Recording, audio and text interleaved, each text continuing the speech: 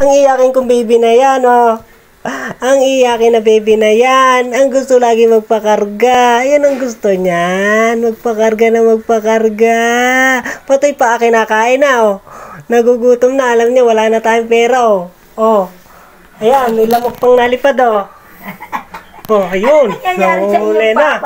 Nahuli na yung lamok. Ayan, oh. Ano nangyari sa papa niyan? I-blag, blag, blag, blag. Ayan na, ang baby namin na yan, blag, oh. blag, blag, baby! Blag, blag, blag. Ah, David. Na naman ang maraming tao.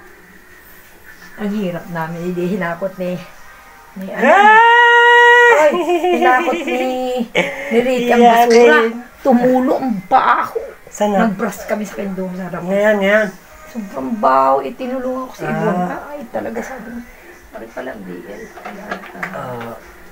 Gamitin nyo na. Hindi, bagong bili ko lang yan. Dali nyo na doon. Dali nyo na. Inyo na lang yan. Dali na lang ako. Ano yan? Vlog-vlog? Ina-vlog ka daw? Aba! Paano yan? Oo! Ay, wala nga puhunan sa ano eh? Sa kwan eh, paanong buhay yan? Anong bibili ng gatas ni Bibi? Oh, kailangan magtrabaho. Oh, bebe! Oh, kailangan mag-iskambol eh. Ana, aba!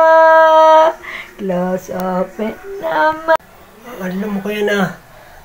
Ay, kakagatin na alam ko yung baby ko, ah.